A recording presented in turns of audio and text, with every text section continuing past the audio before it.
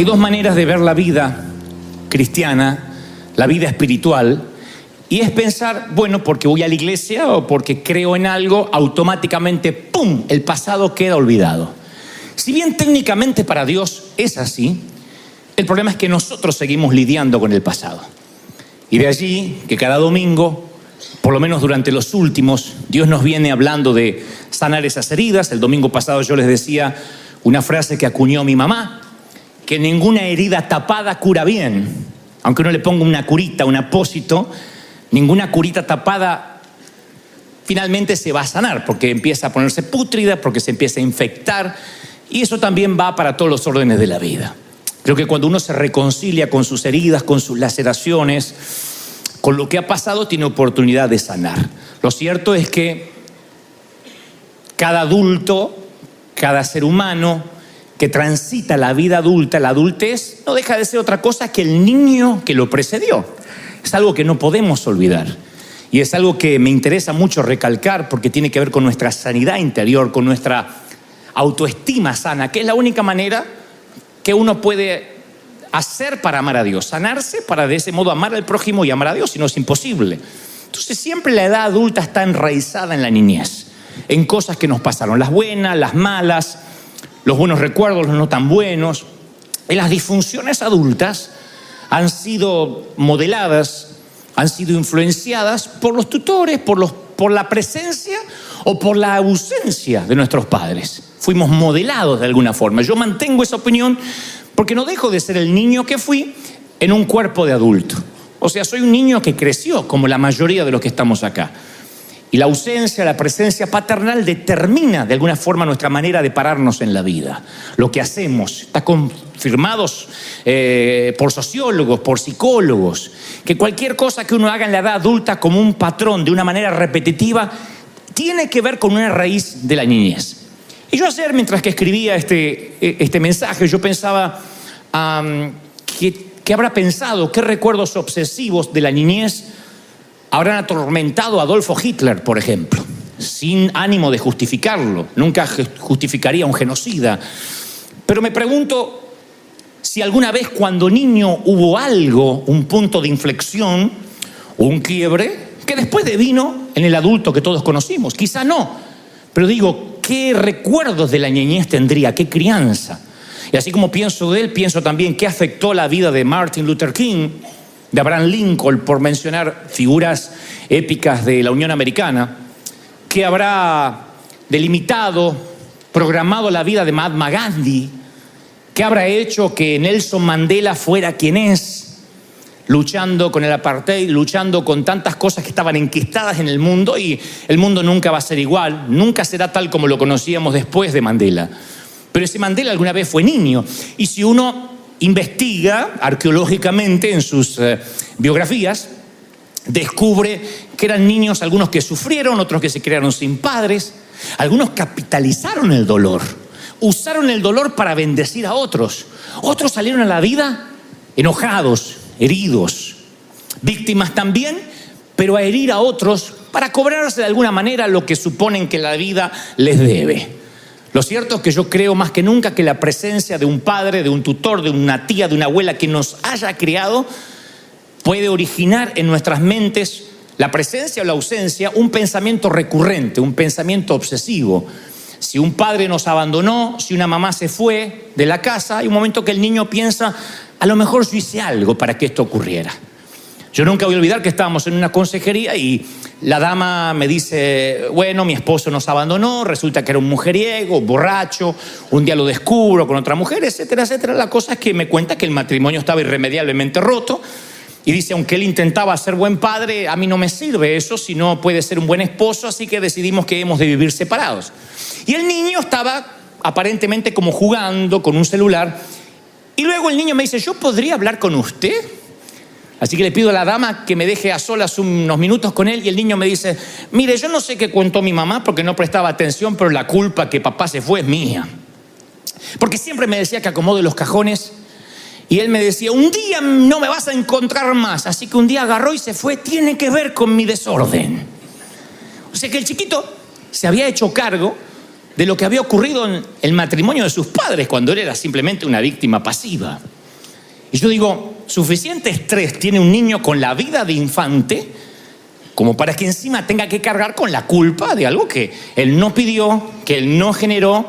Ahora ustedes dirán, bueno, ese niño tarde o temprano se va a dar cuenta que su padre no se fue necesariamente porque él no acomodaba los cajones. Sí, algunos sí. Otros crecen, pero se vuelven gente más pequeña. O sea, se vuelven adultos, pero su manera de razonar sigue siendo infantil. Claro, ese niño cuando sea grande lo más probable no es que diga, se fue porque yo no acomodaba los cajones, pero en el subconsciente lo más probable es que quede una mancha de culpa. Sí, yo algo tuve que ver.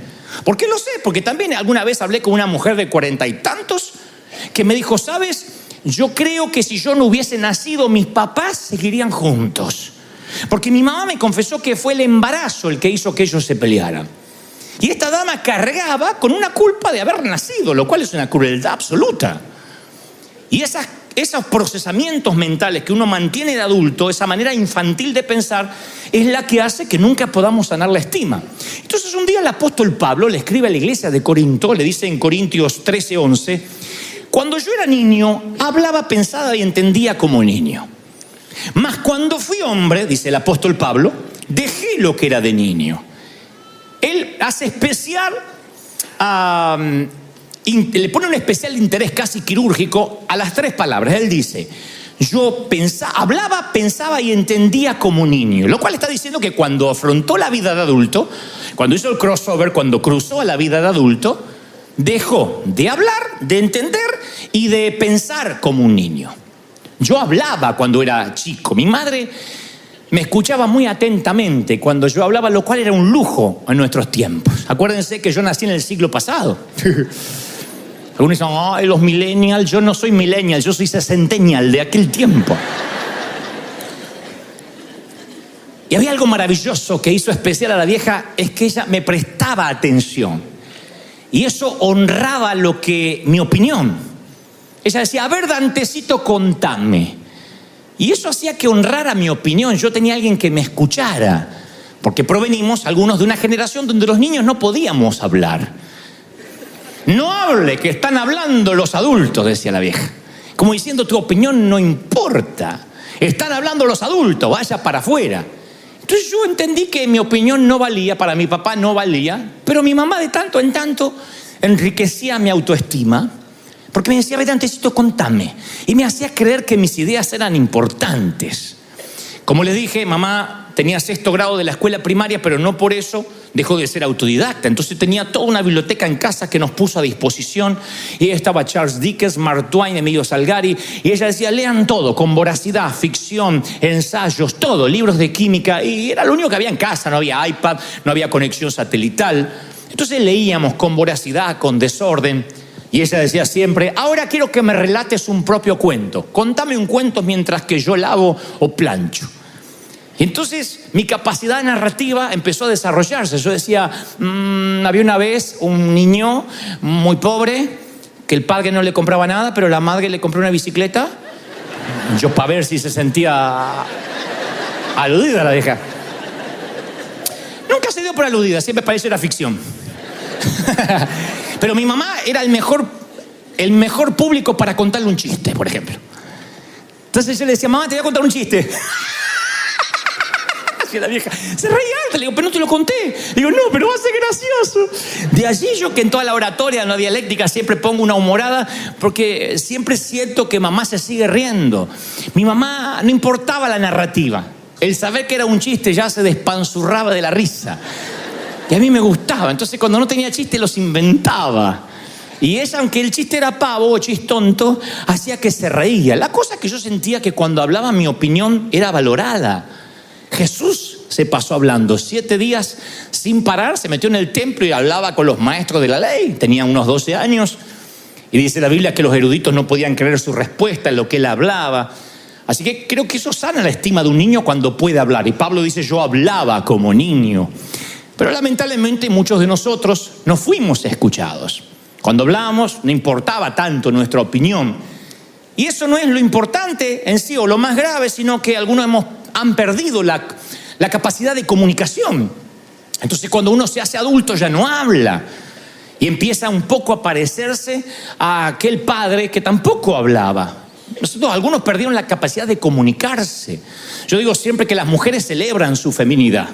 La celebran porque se cambian los maquillajes, se ponen esto y los hombres a veces no celebramos nuestra masculinidad.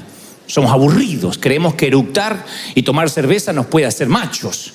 Sin embargo, no es solo eructar, es decir, bueno, yo tengo que crecer intelectualmente, espiritualmente. Lo cierto es que en algún momento perdemos la capacidad de comunicarnos porque nos dijeron, cállese la boca, quédese quieto, no hable. Y eso se nos va metiendo en nuestro corazón y un día perdemos la capacidad de decir lo que nos pasa. Se nos graban frases, los machos no lloran, no lloren. Entonces nos marcan la manera en que hablamos o no hablamos cuando éramos niños. Yo estoy seguro que si mamá no hubiese sido mi primer público de uno, yo estoy seguro que no estaría hablándoles a ustedes esta mañana o esta tarde. Estoy convencido, no hubiese desarrollado mi capacidad narrativa. Y aunque no era un orador a los 8 o 9 años, yo sentía que a alguien le interesaba lo que yo podía decir. De otro modo me sentía que no tenía voz, que no podía comentarle a nadie. El apóstol Pablo sigue diciendo, no solo hablaba como niño, sino que pensaba como niño. Y esa también es una declaración poderosa, porque para lo que un niño puede ser normal, para un adulto puede resultar, si sigue pensando como un niño, algo fatal.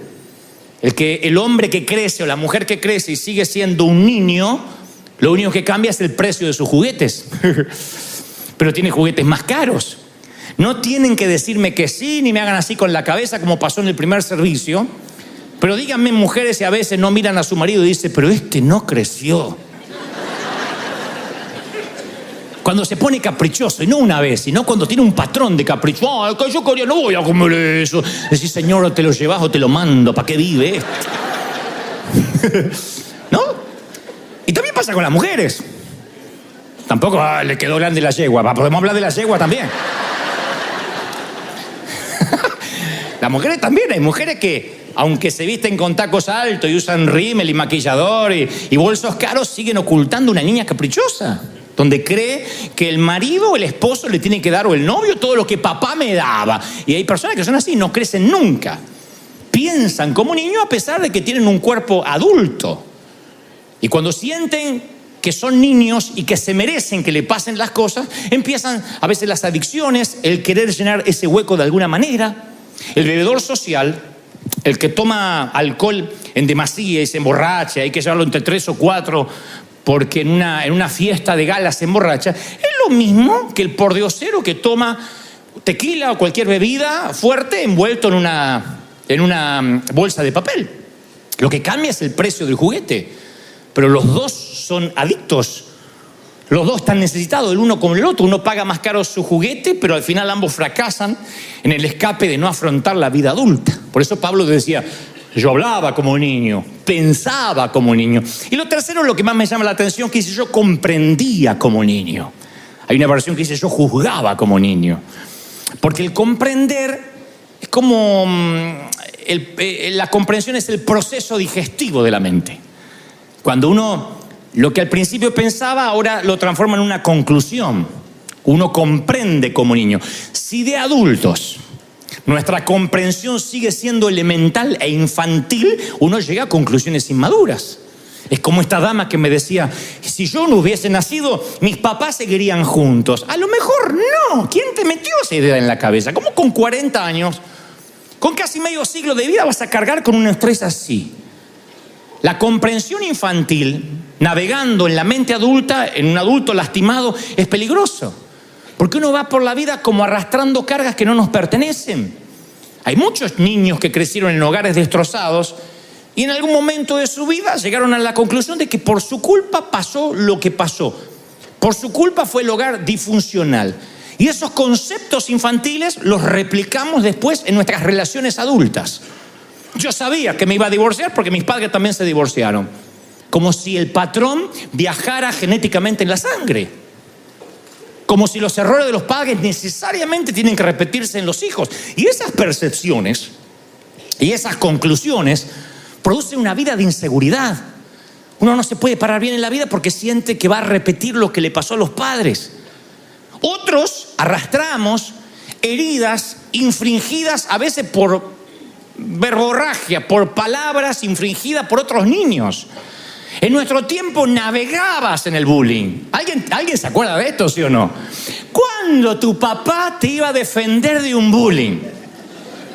Vamos a hablar con la maestra, te cambio de colegio. Mi papá decía, algo habrá hecho. No, pero me dicen, y defiéndase. Pelee, mi hijo, me decía mi papá. El tema es que yo era peso lástima. No podía pelear con nadie. Peleé y gana. No era que los padres iban y hacían un escándalo porque hicieron bullying a mi hijo. Navegamos en el bullying. Y ustedes saben las frases crueles de los niños. Al gordo se le dice gordo, al petizo petizo, al orejón orejón. A mí me decía muerto, cadáver, zombie. Hay días que me levantaba ojeroso y yo era este muerto de ¿cómo se llama? De la película mexicana, la última de Pixar. De Coco. Yo era la vieja de Coco. Yo estaba del otro lado. Era Coco. Decí que Coco no estaba, gracias a Dios. Dios fue afortunado conmigo, fue bueno, porque si no me hubiesen dicho Coco. Me decían de todos los sobrenombres. Y ustedes dicen, te sobrepusiste. Pero me costó horrores. Porque uno después en la vida se para conforme esas palabras que te marcan. Claro, insisto, uno llega a la iglesia y te dicen, no, olvídese de todo, eres nueva criatura, un especial tesoro en las manos de Dios. Sí, pero uno no deja de tener enraizado en la niñez frases, epítetos, adjetivos y esos avatares de la vida, esos infortunios que en algún momento nos redireccionaron, ni hablar de un abuso, ni hablar cuando un ser querido, cuando un pariente querido, entre comillas, te robó lo más preciado que tenías, que no era necesariamente la virginidad, sino la inocencia. A partir de allí, como dijimos hace unas semanas, quedas atascado entre dos pisos. Porque la niña a la que molestan o le invaden su sexualidad, luego se siente una vieja con otras niñas, pero a la vez una niña entre las mujeres grandes, y queda toda su vida sintiendo que algo generó. Más cuando le dicen que se calle para que ni siquiera pueda formar parte de una estadística. Y van por la vida dolidas y llevando esa mentalidad de adulto, infantil, a la vida de adulto, que es lo peor. De allí que les cuesta a mucha gente relacionarse con Dios. ¿Cómo puedes hablarle a Dios a una persona que tiene heridas infringidas? Hasta nuestra sexualidad puede cambiar o queda afectada por cientos incidentes. No podemos desconocer esto. Pero como el tema de este mensaje no es para que nos suicidemos todos en masa, porque me están mirando diciendo, ay, ¿cuándo nos matamos? La pregunta, esa es la patología. ¿Cuál es la terapia? La terapia es cómo reconstruimos la vida. Ojalá tuviéramos una máquina del tiempo. Yo digo siempre, daría lo que sea por ver a Dante. Cuando tenía 8 años le diría, flaco, todo va a salir bien. Algunos de estos sonsos van a hacer fila para escucharte alguna vez. Yo le diría, todo va a salir bien. Vas a inspirar, vas a cambiar, vas a hablar. Yo le habría resuelto la vida al niño que fui, pero la vida no me da esa chance. No es una película de ciencia ficción donde puedo resolverle la vida. Debí haber confiado en Dios. Debí haber escuchado más cuando me decían, basta el día con su afán. Dios tiene pensamientos de bien y no de mal para futuro. Pero como todos, me llené de ansiedad. Y pensé que no tenía lo que hacía falta para salir adelante, para pelear la vida. Podía haber jurado que iba a quedar en la lona. Hoy podría ver a ese niño que fui y decirle, todo va a salir campeón, todo va a salir bien. Mamá va a sanar del cáncer, tu papá va a dejar el alcohol. Daría lo que sea por darle esperanza a ese flaco orejón, Coco. Pero no puedo. Entonces, ¿cómo reconstruyo ahora? ¿Cómo reconstruyes tú la vida? Dios no lo deja librado al azar y Lucas 1:17 dice, y haré volver el corazón de los padres a los hijos y de los rebeldes a la prudencia de los justos. Entonces, quiero que vean lo que humildemente creo Dios me dijo que te diga respecto a la terapia. Yo tengo hijos, como algunos aquí. Cualquiera de mis hijos lleva mi sangre y se para en mis huesos. Ese hijo es mi boleto para la próxima generación. Es mi chance, mi segunda chance y oportunidad de lograr algunas cosas. Cuando digo lograr algunas cosas no es proyectarme vicariamente en él. O sea, como yo no pude ser abogado, lo voy a hacer que él sea abogado. Porque los hijos son cartas en blanco para escribir. No son cartas en blanco para escribir que uno los hace imagen y semejanza. Los hijos son libros para decodificar. A veces uno quiere escribirlo y decir, vas a hacer así, vas a estudiar esto, vas a estudiar esto, porque yo no pude estudiar y vas a terminar la carrera. Y a veces le damos una carga que el hijo no quiere saber nada. El padre es actor y el hijo no quiere ser actor. Entonces no son cartas para escribir, sino son libros para decodificar. Pero cuando yo digo que los hijos son una segunda chance, es la oportunidad de lograr lo que no pude tener cuando yo era chico. Sanar a mi hijo, a mi hija, me termina sanando a mí. Amarlo es sanarme. Yo puedo ver a mi hijo simplemente como una extensión, como un producto de simplemente una copulación, nada más. Y tuve un hijo. Hay gente que tiene hijos y que tengan hijos no los hace hombres. Porque un par de testículos también los tienen los animales y no por eso son hombres. Tener hijos es saber que uno puede proyectar en ellos, transmitir, impartir principios, cosas que les van a dejar grabada para siempre. Es darle lo necesario para que alcance su estrella. Es pararlo sobre los hombros y decirle, bueno, vas a empezar de acá, no de acá donde empecé yo. No es que vamos a decirle a los hijos, vas a pasar la misma pobreza que yo para que aprenda. En lo posible tratamos de evitarle que pase o que tenga que transitar las millas que nosotros recorrimos. Un buen hijo recorre una milla menos que el padre, una vuelta menos para dar en las olimpiadas de la vida. Eso es lo maravilloso, que cuando yo lo sano a él, me estoy sanando yo. Entonces hago todo lo necesario para que él se sienta bien. Él es arcilla moldeable en las manos de un alfarero, que es su papá o su mamá. En la Biblia la paternidad divina se ve cuando Dios habla desde los cielos y dice, este es mi hijo en el cual tengo complacencia, cuando recibe el bautismo del Espíritu Santo. No hay cosa más linda para un hijo que el padre le diga, estoy orgulloso, así tu padre no tenga estudios académicos. No hay ninguna frase que supere a lo que te diga tu papá. Es la aprobación paternal que hace que el chico flaco corra más que el resto de la clase. Es la aprobación materna, bien hecho, hijo, que hace que uno soporte los ruidos extraños de la noche o se aguante los mosquitos en un campamento de verano. Bien hecho. Cuando uno actúa, uno busca entre la multitud el rostro conocido de que nosotros amamos. Y si ese rostro falta, uno se siente mal. Mi papá nunca fue a verme. Él siempre estaba ocupado. Y yo de tanto en tanto actuaba de soldado. Hacía junto a los próceres así y decía, empanada, calentita las empanadas. Yo me sentía Shakespeare, haciendo Shakespeare. Y yo miraba siempre a ver si mi papá y mi mamá venían para que me dijeran, qué negro candombero, nadie te supera. Nunca estuvieron. Pero yo necesité esa aprobación. Yo creo que la estima hasta del Señor se sanó. No sé si estaba mal antes, pero digo, no se sanó, se afianzó. Cuando el padre dice, este es mi hijo amado. Creo que eso es lo que uno necesita como hijo. Y uno llega a ser padre y dice, a mí nunca me dijeron nada. No te voy a decir que digas amén, pero muchos no nos dijeron nada. Nos robaron nuestros héroes. A muchos nos robaron nuestros padres. O el alcohol, o que se murió, o que se divorciaron. Pero las necesidades de los hijos no cambian. Es doloroso admirar a quien no está.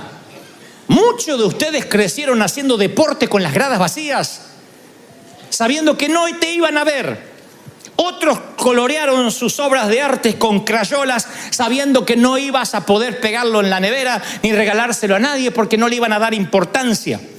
Y uno insiste por un tiempo hasta que un día te cansas de danzar solo la melodía de la niñez y entonces tiras las crayolas a un costado, pinchas la pelota y algunos compran un arma o se llenan de aparatos tecnológicos, de tablets, de cosas que los conectan con gente que está fuera del hogar. Pero el vacío lo vamos a llenar de alguna forma. Buscamos llenar ese vacío. Porque la imagen de un padre para un niño es el testimonio viviente de lo que puede traer el tiempo. Sí o sí. La imagen de un padre es el testimonio de a dónde nosotros vamos, o de una mamá. El papá es la primera definición de masculinidad que uno tiene. Mamá es la primera definición de feminidad. Y la ausencia de ambos o de uno hace que busquemos llenar el vacío de alguna forma. Y si la iglesia no lo llena, lo llenará la pornografía. Y si la pornografía no lo hace, lo llenará las drogas y los carteles o lo que sea. Ustedes dirán, ¿tan así? Sí, porque uno tiene la necesidad de buscar aprobación. Hay muchas estrellas de Hollywood que necesitan creer que un Oscar sobre la chimenea les va a cambiar la vida. Y un día colocan el Oscar sobre la chimenea, llegan a lo más alto que puede llegar cualquier ciudadano, que es la Meca de Hollywood, y no sé qué hay en la cima que los asusta tanto, pero terminan quitándose la vida en una bañera de lujo. Y nos preguntamos, ¿no será que estos niños siguen necesitando lo mismo que nosotros? Nada más que la vida adulta ni los juguetes caros hacen que puedan reemplazar esa ausencia, ese dolor. A mi humilde criterio, yo creo que la ausencia de un padre, la orfandad, se soporta más cuando el papá está bajo tierra. El peor sentimiento de orfandad es cuando tu papá duerme en el otro cuarto y te sientes solo. Cuando no sientes hogar, cuando te sientes un corazón sin techo, eso es lo más duro. Jesús, deben recordar la historia, que llega presuntamente tarde a ver a un amigo que está muy enfermo llamado Lázaro. Llega 4 días tarde, según sus hermanas Marta y María, y le dicen: si hubieses estado aquí, nuestro hermano no habría muerto. Y Jesús lloró. Es uno de los pocos episodios que dicen que Jesús lloró. Y entonces dijeron los judíos: miren cómo le amaba al amigo. Aún así, no obstante, Jesús hizo quitar la piedra y entonces le dijo: Lázaro, ven fuera. Y resucitó al amigo. Entonces, mi idea de un héroe, mi humilde idea de un héroe, es alguien tan tierno, lo suficientemente tierno como para llorar en el funeral de un amigo, pero lo suficientemente fuerte para resucitar lo que está muerto. Fue tierno para respetar la debilidad y el dolor de las hermanas de Lázaro, Marta y María, sus amigas en común. Pero después asumió la responsabilidad y dijo: bueno, a resucitar lo que está muerto, no a quedarnos a llorar. No sepultó el trauma y dice: Jesús lloró y a partir de ahí se murió triste. No, dijo: bueno, ya lloré, ahora voy a resucitar a mi amigo. Esto en todos los órdenes de la vida es igual, no se puede llorar todo el tiempo. Yo tenía una tía que vivía llorando. Hermosa la tía, porque parecía una actriz, pero llegaba y lo único bueno que traía pasteles o tortas para comer. Pero yo siempre pensaba, además de hacer pasteles, que alguien encierra a esta mujer. Porque dejaba una mala onda en la casa. Decía: ay, Nelly, no sabes, me encontraron arenilla en los pulmones y me encontraron tierra en el corazón y tengo también piedras en la vesícula. Te daban ganas de decirle: tía, casate con un albañil y que construya, ¿qué querés que haga? Sí, y hablaba de enfermedad. Ay, no sabe la Mabel, qué mal que está, que de mejorar. Tiene cirrosis esa mujer, seguro que tiene cáncer. Tiene cáncer. Ella le disfrutaba, era una morbosidad hablar de enfermedad. El secreto, ir a hacerse los análisis. Porque no decía análisis, decía análisis. Me hice el análisis. ¿Y te encontraron algo? ¡De todo! Ese era un trofeo que tenían que traerse. La peor decepción para la tía, ir a hacerse los análisis y que estaba todo bien. ¿Qué te dijo? Estaba todo bien, pero no le creí. No le creí. Me dijo que era benigno el tumor. Es maligno, yo sé que es maligno. Disfrutaba. Y hay gente que disfruta la autoconmiseración, el tenerse lástima.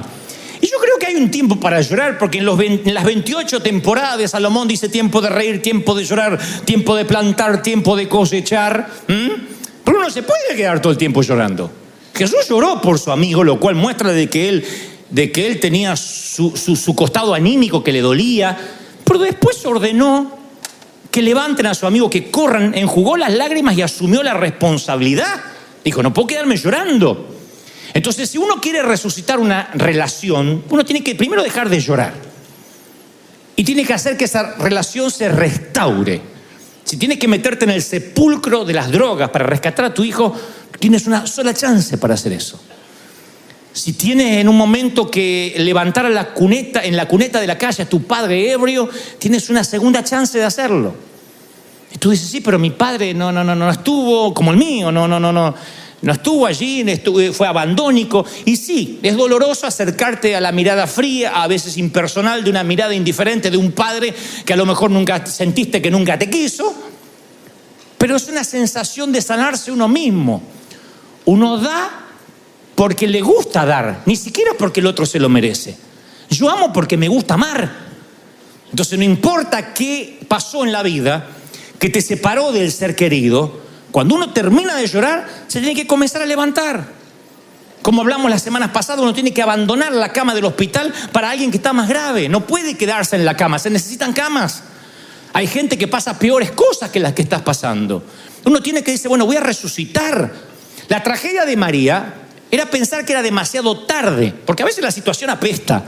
De hecho, que le dijeron, Jesús, mi hermano hiede, hace 4 días que está envuelto ahí. Hiede. Está pútrido. Y sí, cuando estás resucitando algo no va a tener buen olor. Uno a veces tiene que amar por encima de la peste. Miren, escuchen esto. Si tienes aliento, si vives, quiero que aprendas esto por tu salud mental, emocional y espiritual. Nos vamos a decepcionar. La gente decepciona. ¿Por qué? Porque nosotros decepcionamos. No se puede vivir diciendo yo amo al que no me decepciona. ¿Quién puede tener un amigo que diga a mí nunca me decepcionó? Te va a tocar que a las 3 de la mañana quieres hablar y el amigo te dice no puedo hablar, estoy con mi mujer. Te va a tocar que necesitas que tu amiga viaje y te dice no puedo, ahora no tengo dinero. ¿Qué sé yo? Desde eso a decepciones más profundas. No hay gente que busca iglesia donde busca un pastor que no me decepcione. Yo te digo, está fregado conmigo porque yo te voy a decepcionar. Hay cosas que no te van a gustar. En vez de buscar amigos, pastores, iglesias que no nos decepcionen, tenemos que convertirnos en personas que no decepcionamos. Tú dices, voy a la iglesia esa y nadie me saludó. Hay gente que no viene porque es una iglesia muy grande y nadie te saluda. Y bueno, necesitamos un saludador. Párate como el Papa Francisco, así, ¡ey! Saluda. Capaz que cambia la atmósfera. Uno tiene que decir, voy a aportar, en vez de quejarse, que no nos conozcan por todo aquello a lo que nos oponemos, sino por lo que proponemos. Porque el pecado de omisión, de omitir, es peor que el de comisión, el de cometer. Cuando uno omite dar, cuando uno omite amar, no, es que a mí me van a herir. Y sí, amar duele. Si uno quiere resucitar una relación muerta, va a doler. Vale la pena la resurrección. No podemos permitir que las heridas superen nuestra decepción, porque vamos a morir solos, amargados, intransigentes, inflexibles. Uno tiene que decir, bueno, ¿quién tiene padres perfectos? Si alguien tiene un papá perfecto, vení que te oro por el Alzheimer porque no te acordás. ¿Quién dice mi papá, un prócer, mi mamá? ¿Qué papá es perfecto? ¿Quién tuvo? No fueron perfectos porque tú no eres perfecto como padre. ¿Quién tiene hijos perfectos? Hay un momento que tener 5 dedos en cada mano no es perfección, es ser normal. Después los hijos van creciendo, uno los cría como puede y no hay hijos perfectos. Miren, cuando mi madre partió a la eternidad, yo aprendí que los muertos no hablan, no pueden escuchar. Recuerdo que tenía 1.000.000 de interrogantes sin resolver en mi corazón y lloré. A pesar de que ya tenía muchos años de vida, lloré por las preguntas que quería hacerle. Lloré por los bisnietos que ella nunca iba a poder ver. Lloré por mi padre que sabía que no se iba a volver a casar. No por una decisión de mi padre, porque si no, nadie aguanta a mi padre como mi mamá. Y a pesar de los defectos de mi madre, yo lloré por sus intentos de proveer, de amarme, de protegerme, porque fue la primera persona que me escuchó. Y yo recuerdo que ella me aplicaba la ley fría. Ella era Miss Freezer. Y cuando yo no pude terminar la escuela secundaria, mamá dijo, ¿sabes lo que me duele? Me duele esto, desgraciado. El desgraciado es que me había caído de la gracia de ella. Me duele que nunca vas a colgar un diploma en la pared. Y vas a tener que romperte los dedos como tu padre para trabajar. Y 3 días sin hablarme, porque la vieja era así, era Putin. Fría. Putin, así, no te hablaba más. Entonces, 3 días sin hablarme la vieja. Y yo dije, algún día voy a colgar un diploma. Pero claro, no había cursos de internet, no se había inventado el internet. Y la vida, la providencia divina hizo que me dieran llaves de la ciudad, reconocimientos, doctorados. Gente siempre inconsciente que anda dando esas cosas. Entonces cuando las empecé a colgar en la pared. Y me hice toda una oficina, dije, la voy a traer a la vieja. Y le voy a mostrar a la oficina y decir, métete ahí y lee los cartelitos, ahora vengo. Toma, para que aprenda. Para que me diga, ¿y ese? Acá está el nene. Te dicen, pero grande, ¿querías eso? Sí, porque de alguna forma yo quería decirle, mirá, Dios, la vida me permitió tener lo que no me pudo dar académicamente una escuela, un colegio, ¿no? Pero me di cuenta que cuando quise hacer eso, mi mamá ya empezó a ver empecé a ver que su senilidad avanzaba, que devariaba, que preguntaba cosas venidas de la nada, que el Alzheimer empezó a cobrarse su víctima y su cerebro ya no era el mismo. Y una mujer que leyó tanto y hacía crucigramas y parecía tener respuesta de todo, ya no escuchaba, ya no podía hablar. Así que un día recuerdo que supe que se fue, aunque estaba en la otra punta del mundo, aunque estaba en Argentina. Era una hora silenciosa y quieta de la madrugada, de marea baja. Y yo supe que ella se estaba yendo porque sentí como que se acercó a la cama y me dijo, Dantecito, como cuando me llamaba para ir al colegio, pero esta vez era para despedirse. Así que le dije que entre nosotros no había cuentas pendientes, que le agradecía que ella fue la primera que me escuchó, que de alguna forma le agradecía que eso me paró ante un gentío en mi vida adulta. Y una vez que no teníamos cuentas pendientes entre los dos, la dejé ir, le deseé buen viaje. Y ya a la media mañana, cuando alguien por las redes sociales me daba el pésame, yo supe antes, 2-3 horas antes, que ella se había ido, había partido a la eternidad. Mi mamá peleó todo lo que pudo y cuando la pelea era desigual, entera, se fue.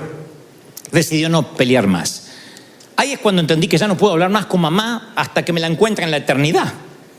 El gran ausente es mi padre, o lo fue, quien sigue vivo. Por eso digo que el peor sentimiento de orfandad no es cuando dices yo lo vi partir, porque ya está, mal o bien, se fue, como la brisa que tocó tu cara esta mañana, se fue.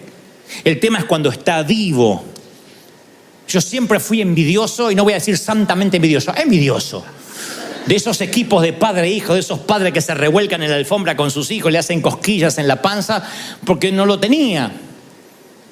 Hubiese dado cualquier cosa porque mi padre jugara conmigo. Y cuando yo veo un padre malo, bien, sexagenario, septuagenario, que tiene sus orejas grandotas, porque vieron que cuando nos vamos envejeciendo las orejas nos crecen como los cocker. Uno escucha menos, pero la oreja se va agrandando. Y otras partes que no te voy a contar, porque también se van agrandando, no sé para qué. Y a mí me dan ganas de decirle, no importa, eres bendecido, que lo tienes. Porque el verdadero ausente no es el que murió, sino que no importa cuán deteriorada pueda estar la relación con tu padre o con tu hijo, yo creo que si uno encuentra la manera de resucitar eso, uno también deja de llorar, uno se sana a sí mismo. Yo por lo menos tengo recuerdos con mi padre, pero hay algunos que jugaron toda la vida en los campos de fútbol de la vida y nunca vieron entre las gradas el rostro que les gustaría. Yo he estado ante un gentío en un estadio, te confieso, yo una vez le dije a mi papá, papá, esto va a sonar muy argentino, muy petulante, pero te lo voy a contar cómo pasó, porque era la manera que mi papá entendiera, aunque ustedes lo tomen como falta de humildad. Le dije, papá, voy a hacer un evento, un show en River Plate, en el Monumental, el estadio más grande de Buenos Aires. ¿Y es lejos? Es como media hora de acá, pero te llevo. Ah, muy lejos, hay que estar parado. Papá, River lo llenaron los Rolling Stones. ¿Y U2? ¿Quién? Peor todavía. Billy Graham. Y yo voy a estar ahí. La gente va a llenar el estadio para escucharme hablar. ¿Y no van a sacar fotos? Sí. Tráeme una foto, me dice el viejo.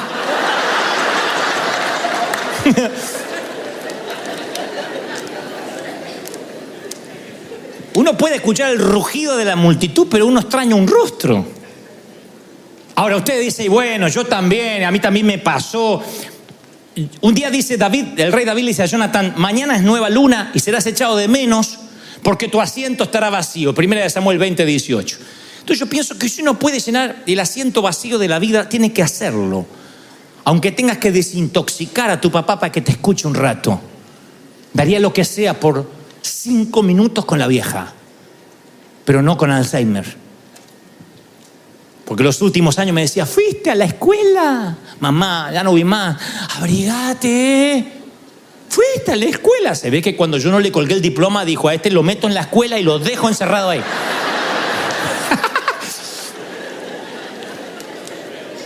Yo daría 5 minutos para contarles que la vida me trató bien, que Dios fue fiel. que sus libros ayudaron, que tenía razón, que ser autodidacta, que la neurogénesis nunca se detiene, que uno siempre puede aprender, que uno no termina de aprender cuando cuelga un diploma en la pared, y uno va por la vida como un aprendiz.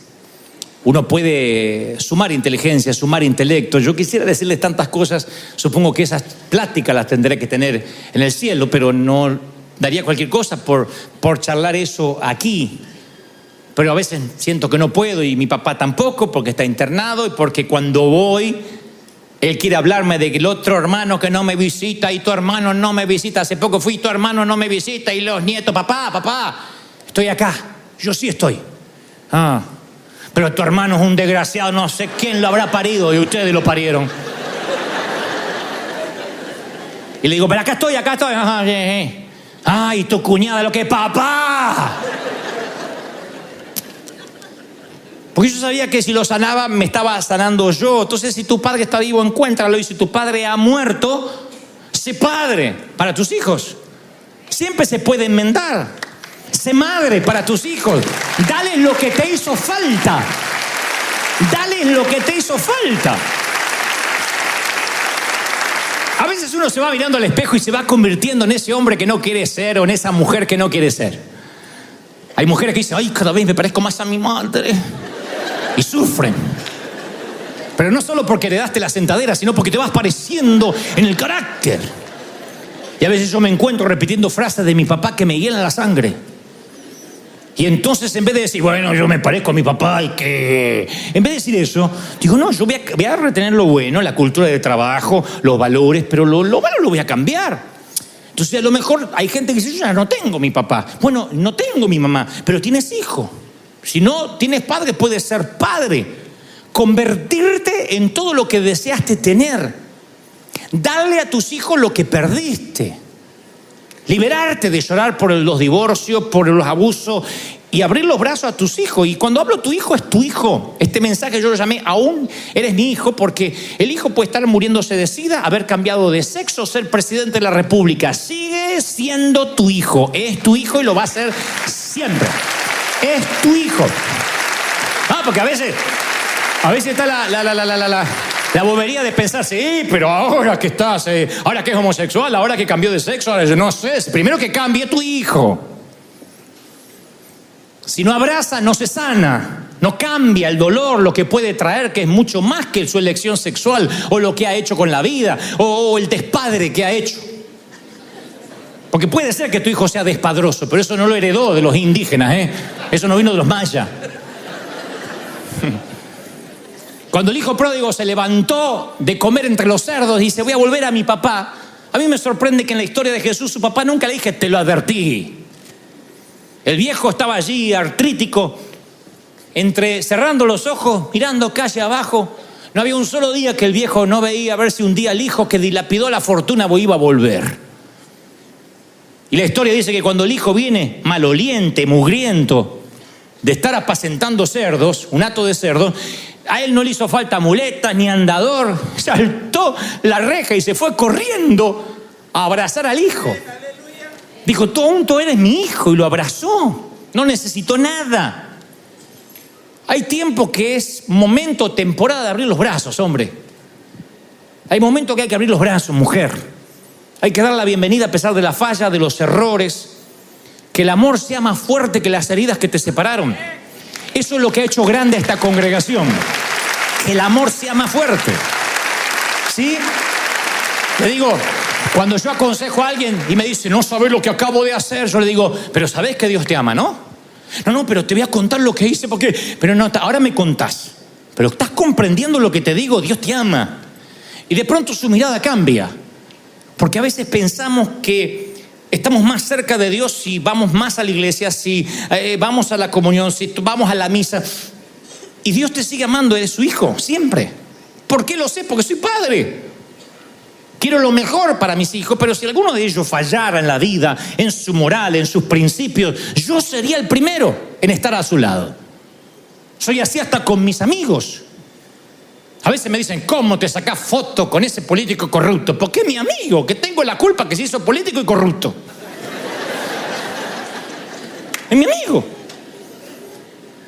Y los amigos están en las buenas, en las malas, y yo voy. Y aunque me consta que ahorcó a la suegra, con ganas de felicitarlo, yo voy ahí y me quedo con él. Porque es mi amigo. Y puede divorciarse y le puede ir mal. Yo no busco amigos perfectos. ¿Por qué? Porque si yo no soy perfecto, yo no puedo pedir lo que no ofrezco. Quien quiere ser mi amigo me tiene que querer como soy. Con mis argentinismos, con mis errores, con mi intensidad, con mis síndromes. Me tiene que amar como yo soy.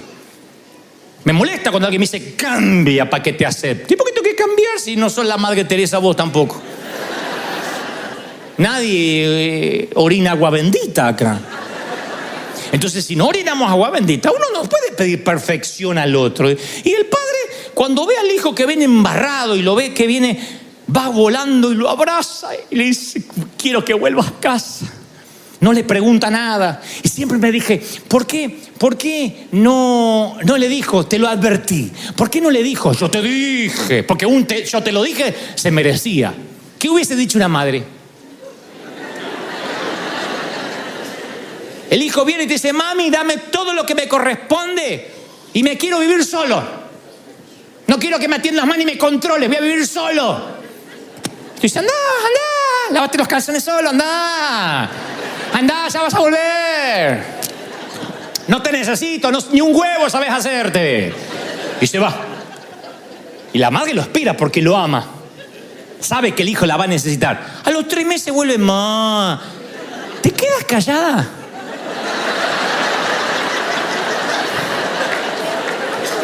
Ay, las Teresas Calcuta. Ay, no, yo la amo. ¿Te quedas callada? No. Mira, ahora que te bañaste, quiero que hablemos. Te lo dije, es como un placer que le sale de acá. Hasta que no lo vomite, ella no va a estar bien. No estoy dejando exento a los varones, pero digo, las mujeres, yo porque tuve mamá, son así. Te lo dije. Porque aparte son profetas, te vas a caer, te vas a caer, te vas a caer, te vas a romper la cabeza y cómo me voy a reír. ¡Paf! Y claro, Walter Mercado, reencarnar. Y en la parábola de hijo pródigo, el padre no se regala, él te lo advertí. Ni él te lo dije, ni pasa nada. Va y lo abraza. ¿Qué sabía el padre del hijo para decirle te lo dije? ¿Qué sabía? ¿Qué es lo que sabía? Que yo no sé en la historia. Yo no sé. Bueno, me costó dislucidarlo, pero creo saberlo. Creo que, a pesar del cabello mugriento y del olor putrefacto del muchacho, se le colgó del cuello porque él sabía que cuando tocara a su hijo, se estaba tocando a sí mismo. Ese viejo no tendría seguramente un padre vivo. Y estoy seguro que le quería dar al hijo lo que él no tuvo. Y estoy seguro que él habrá recordado los propios errores que él cometió cuando joven y su padre capaz que no le perdonó y nunca lo recibió. Y en lugar de que ese patrón genético viajara en la familia y él le hiciera a su hijo lo que le hicieron a él, un día decidió revertir la maldición y lo abrazó. Y el hijo dice, papá, huelo mal. Aún eres mi hijo. No sabe lo que me mandé. Aún eres mi hijo. ¡Ey! ¡Fiesta! Un cordero, preparen algo, un asado argentino. Y vino de Mendoza, Argentina, porque en la Biblia cada vez que habla de vino argentino. Sépanlo, se los regalo de parte del corazón. Y preparen porque mi hijo ha vuelto. Se había perdido, pero sigue siendo mi hijo.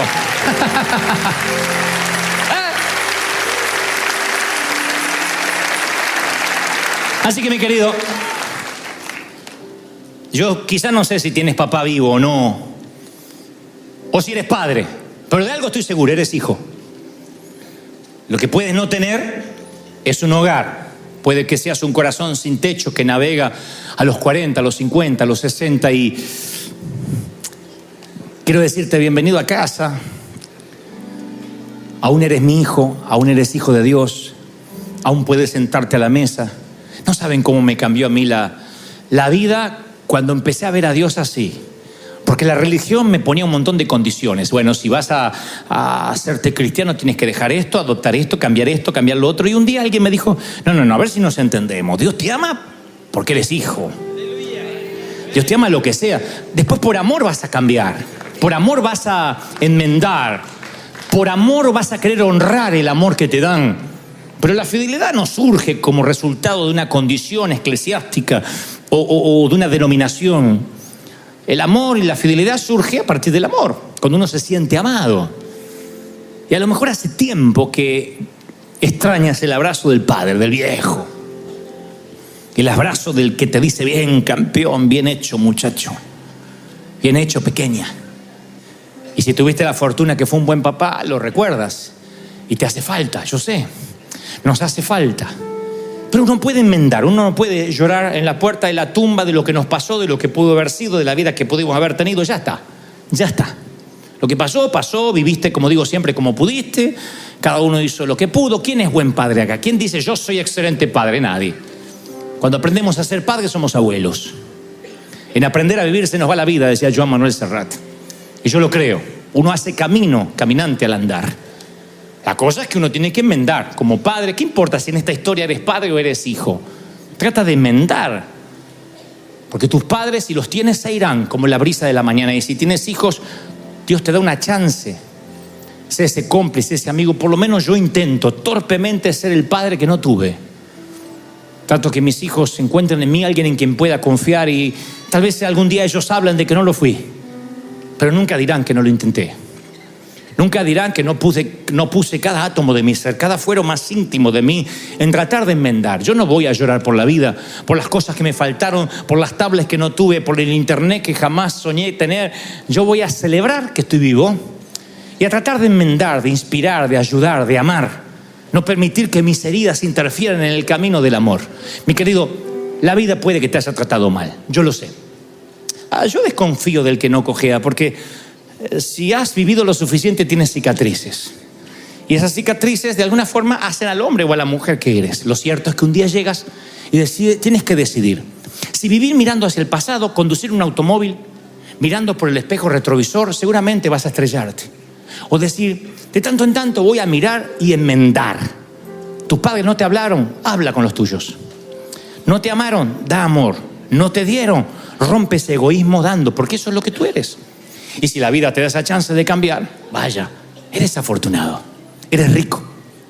Porque rico no es el que más tiene, sino el que menos necesita.